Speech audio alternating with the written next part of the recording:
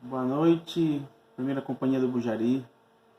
Conforme solicitação, pedido do comando aí, nosso tenente Elzimar, ele pediu para mim produzir um material durante esse meu período de quarentena para a companhia. Então eu não vou falar nada sobre coronavírus, né, diretamente, mas eu vou trazer alguns aspectos penais que poderiam contribuir para a nossa atividade policial acerca dessa pandemia. Primeiramente, foi editado a Lei 13.979, aqui no meu computador,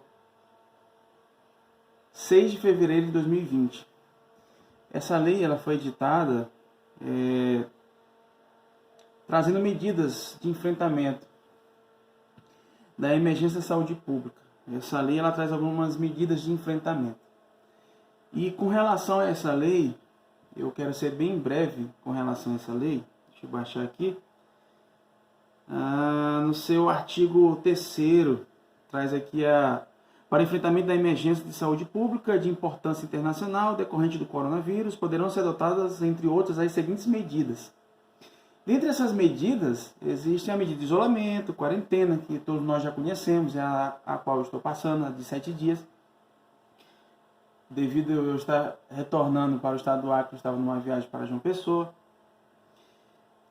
E no seu inciso 3º, tem a determinação de realização compulsória de... Aí tem exames médicos, testes laboratoriais, coleta de amostras. Detalhe, essa realização é compulsória. E o primeiro aspecto que eu quero trazer aqui sobre essa lei, alguém pode pensar assim, eu sou obrigado a produzir prova contra mim mesmo. Não existe crime, não existe em nenhum momento aqui um crime. Por exemplo, você lá na Blitz da Álcool Zero, você está de serviço, o cidadão civil passa por você e você aborda ele e pede para ele fazer o teste no aparelho, e quando ele vai fazer o teste ele se recusa. Aí sim é um direito dele, porque poderia ser caracterizado ali um crime. Existe um brocardo no ramo do direito, que é o nemo tenetur si detegere, que ninguém pode produzir prova para sua própria destruição. Tanto é que se as características da embriaguez forem visíveis, o próprio agente pode fazer um relatório. Mas o cara não está obrigado a fazer esse exame, porque ele não é obrigado a produzir provas contra ele. Então alguém poderia pensar aqui que esses exames compulsórios, eu não vou fazer esses exames compulsórios, mas você é obrigado sim a fazer. Então você é obrigado sim a fazer, porque não existe crime. Aqui é uma situação totalmente diferente, não é uma situação penal, é uma situação ligada à saúde pública.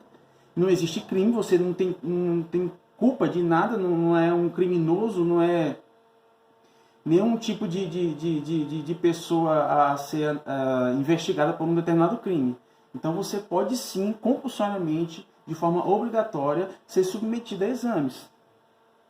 Isso é um primeiro ponto. E essa lei, ela traz então várias possibilidades de enfrentamento contra o coronavírus. Só que o interessante, que é o que eu separei hoje aqui para a gente discutir, é a seguinte questão. Recentemente, deixa eu abrir aqui a portaria, foi disponibilizada no Diário Oficial da União a portaria interministerial, né, entre os ministérios e juntamente com o Ministério de Justiça, Segurança Pública, editaram a portaria interministerial número 5, de 17 de março de 2020. Ela é recente, está bem fresquinha. Só que ela dispõe a compulsoriedade das medidas de enfrentamento que estão ditas lá na Lei 13.979. Outro ponto que eu quero deixar claro aqui.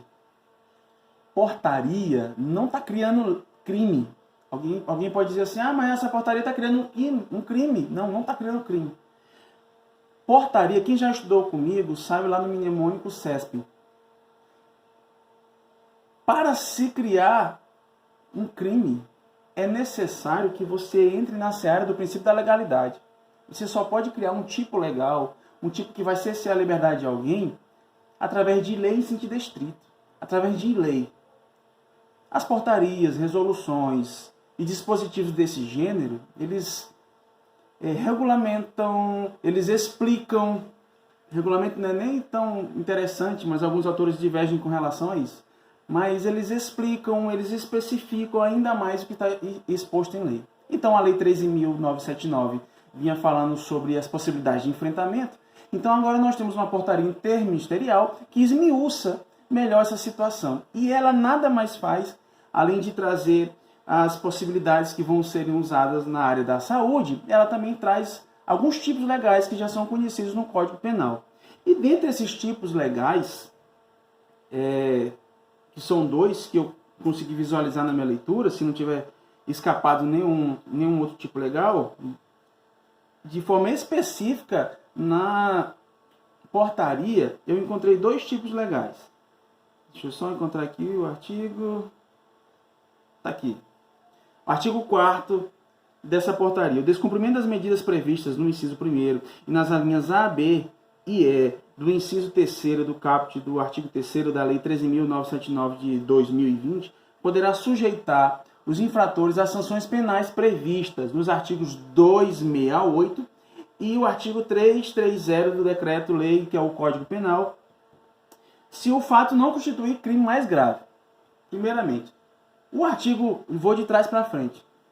O artigo 330 do Código Penal é o nosso artigo já muito conhecido no âmbito militar, nas nossas ocorrências, que é o artigo voltado para a desobediência. Todo militar já conhece esse artigo. Eu estou aqui com o meu vademecum, tá? Desculpa, tá tirando o foco. Artigo 330 do Código Penal. Crime de desobediência. Desobedecer a ordem legal a funcionário público. O que pode acontecer? Durante uma dessas incursões, dessas possibilidades de enfrentamento, pode ser que a autoridade venha acionar a VTR que esteja no município, na localidade, na capital, onde quer que seja. Pode ser que ele venha acionar. E quando você está acompanhando esse agente, essa autoridade pública, ou esse agente, você está revestido da sua autoridade policial militar. Então, se por algum motivo, que é o que eu quero trazer aqui, o crime de desobediência ele ocorre tanto contra o PM, ou o policial civil, ou qualquer outro funcionário público, quanto também contra aquela pessoa que você está indo lá prestar o auxílio. E você pode imaginar que só vai incorrer no crime de desobediência se a pessoa te desobedecer enquanto policial militar. E na verdade não é só isso, também é isso. Mas se porventura a desobediência se estender àquela pessoa que você está auxiliando, então também se configura o crime de desobediência. E abrindo aspas, a diferenciação do crime de desobediência para o crime de resistência é justamente a possibilidade de violência e grave ameaça que acontece no crime de resistência. Então a pessoa, ela avança um degrau na desobediência dela. Então ela retrai e ela começa a agir usando mediante violência ou grave ameaça, por exemplo. Então ela incorre já aí no crime de resistência. E o interessante também é que o crime de desobediência é uma infração de menor potencial ofensivo e ela incorre em todos os consectários que nós já conhecemos da Lei dos Juizados Especiais. Artigo 330. Agora vamos para o artigo 268 do Código Penal também. Só que fora esses dois artigos eu quero trazer mais um ou outro para enriquecimento aqui do nosso momento. Artigo 268 do Código Penal.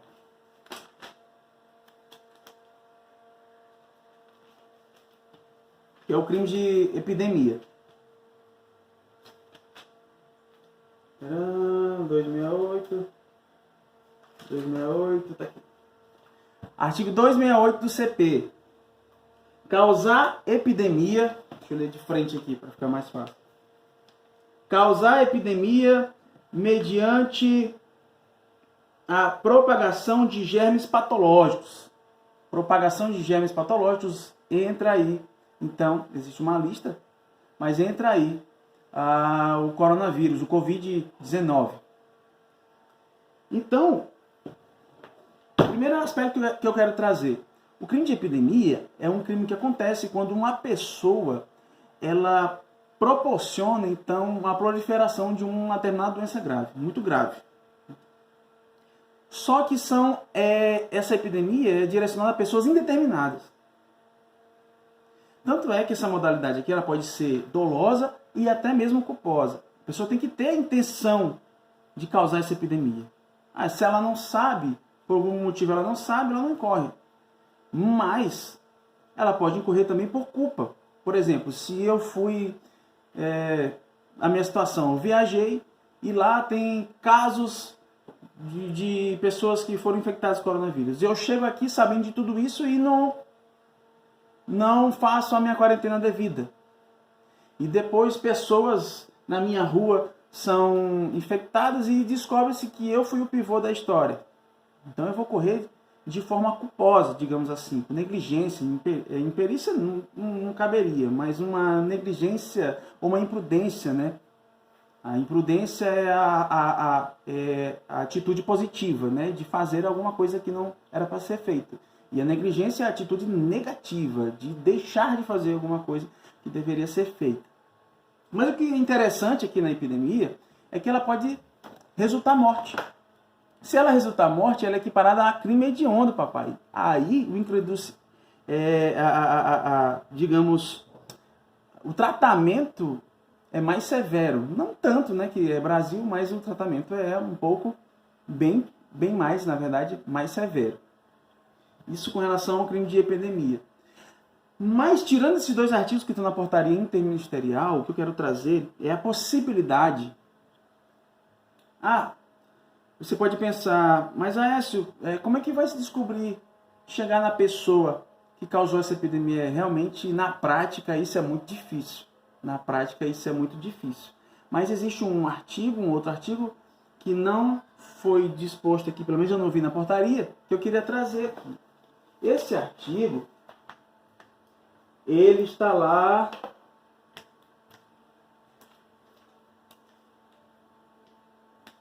Está lá no capítulo sobre a periclitação da vida e da saúde. Esse artigo é muito conhecido e ele segue logo após do contágio venéreo, que é o 130. É o artigo 131, perigo de contágio de moléstia grave. Praticar com o fim de transmitir ou a outrem moléstia grave de que está contaminado. Ato capaz de produzir contágio. Nessa situação aqui, o contágio é a pessoa ou a pessoas determinadas. Por algum motivo, eu sei que eu estou contaminado e quero contaminar o meu vizinho, que eu não gosto dele. Eu vou pro saco e ele também vai também. Então eu poderia muito bem incorrer nesse tipo legal, artigo 131. Outra possibilidade também. Digamos que eu não soubesse, porque aqui tem que ser na forma dolosa. Digamos que eu não soubesse. Mas eu vim de regiões que eu deveria saber, pelo menos presumir, que eu estaria correndo risco de ser contaminado. Então eu poderia pensar aí num dolo eventual, por exemplo. Tá bom, meus amigos? Então essas possibilidades foi que eu consegui visualizar analisando a Lei 13.979 sobre o coronavírus e essa portaria recente interministerial.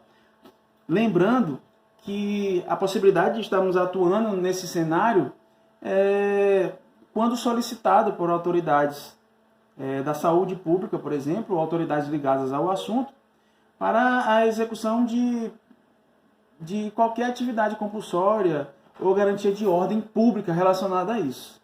Tá bom? Muito obrigado.